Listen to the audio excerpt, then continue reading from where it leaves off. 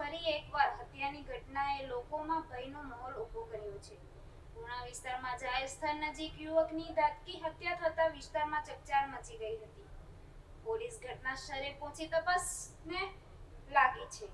સુરત શહેરમાં વધુ એક હત્યાના બનાવે કાયદો અને વ્યવસ્થાને લઈને સવાલો ઊભા કર્યા છે. સુરત શહેરના પૂર્ણા વિસ્તારમાં આવેલા પૂર્ણા લેક ગાર્ડનના ગેટ નજીક એક યુવકની ઘાતકી હત્યાનો બનાવ સામે આવતા સમગ્ર વિસ્તારમાં ચકચાર મચી ગઈ છે.